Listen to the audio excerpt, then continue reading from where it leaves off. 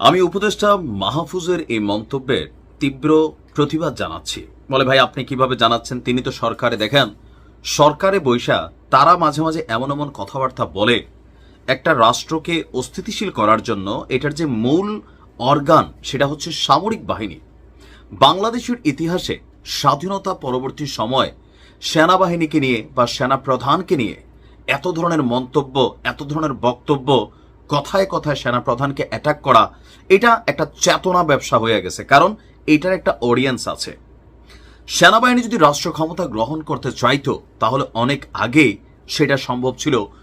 গত বছরের 5ই আগস্ট, গেল এক বছর আমাদের যিনি সেনা প্রধান আছেন তার কোন কর্মকাণ্ডে আপনার কাছে মনে হয়েছে যে তিনি আসলে ক্ষমতা লোভী বা ক্ষমতা পিপাসু?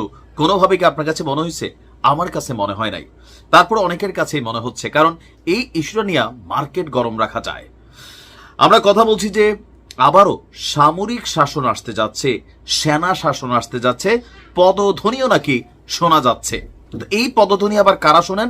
এই টোটাল এনসিপির যত নেতাকর্মী আছে তারা এবং তাদের যারা বড় ভাইরা সরকারে আছেন তারাই কিন্তু শোনেন।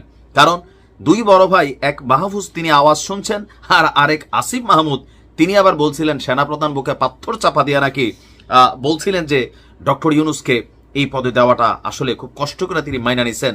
এগুলো আমাদেরকে দেখতে হয়। দেশে আবারও এক একারোর পদধ্বনি শোনা যাচ্ছে। মন্তব্য তথ্য উপদেষ্টা মাহফুজ আলম। বিএনপির যিনি একজন বস আছেন সালাউদ্দিন ভাই, তিনি আবার ট্রল করে বলছেন 1 ঘন্টা পরে এই পোস্ট ডিলিট দিয়ে দিবে, কারণ মাহফুজ মাঝে মাঝে এই কাজ করে আর এই সরকারের যিনি প্রধান তিনিও করেন। তার বক্তব্য হচ্ছে যে 1-11 পদধ্বনি শোনা যাচ্ছে, তবে জুলাই জয়ী হবে, জনগণের লড়াই পরাজিত হবে না। এই যে জনগণরে মূর্খা বানানোর খেলা, জনগণরে ভোদাই ভাবার খেলা, জনগণরে চেতনা চেতনা খেলা, এগুলা মানুষ এই মুহূর্তে এদের কথাবার্তা যে কি পরিমাণ বিরক্ত এরা নিজেরও আসলে বোঝে না। দোষটা এদের না, আপনার দোষটা হচ্ছে যে আওয়ামী লীগের সময় উবায়দুল কাদের, হাসান মাহমুদ এরা যখন কথা বলতো মানুষ কি ভাবতেছে, বা খোদ প্রধানমন্ত্রী শেখ হাসিনা তিনিও মাঝে মাঝে এমন অদ্ভুত অদ্ভুত কথা বলতেন, জনগণ কিভাবে এইটা তাদের বোধগম্য ছিল না। আশেপাশে চাটুকার শ্রেণী এমন লেভেলে ছিল যে জনগণের ভাষাটা, মানুষের চিন্তাটা ওনাদের নফসের মধ্যে কাজ করতো না। অ্যাজ এ রেজাল্ট করুণ পরিণতি, দেশ ছেড়ে পালানো।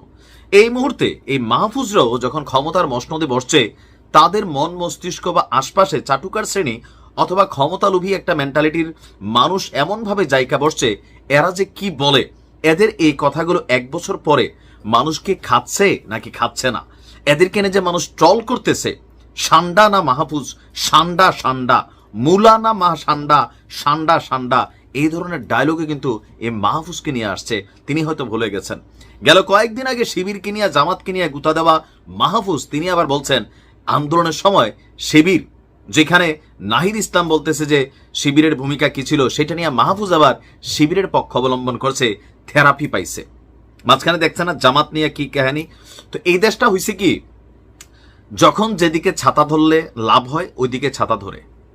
সেনাবাহিনী বাংলাদেশের একটা অর্গান, মূল অর্গান। এই বাহিনীটাকে নিয়ে বা বাহিনীর বিভিন্ন অফিসারদেরকে নিয়ে বিভিন্ন সময় যে নোংরা, প্রকাশ্যে অশ্লীল, দুঃসাহসী অ্যাক্টিভিটিস, মন্তব্য, আমার মনে হয় যে সেনাবাহিনীও মনে হয় হাতে চুরি পইরা ফেলছে মাঝে মাঝে মনে হয়। কারণ এই অভিযোগগুলো নিয়ে জাস্ট একটা বিবৃতির মধ্যেই শেষ হয়ে যায়, যার কারণে পরবর্তী সময় আরেকজন এই ধরনের বক্তব্য দিতে পারে। মাহফুজকে প্রমাণ দিতে হবে কোন পদধ্বনি তিনি শুনতে পাইছেন, কিভাবে তিনি বুঝছেন যে 1-11 সরকারের পদধ্বনি শোনা যাচ্ছে। ওই যে জুলাই জয়ী হবে, কিসের জুলাই জয়ী হবে? এগুলা চেতনাবাজি কথাবার্তা বন্ধ করেন মাহফুজ। ভালো থাকুন, আসসালামু আলাইকুম।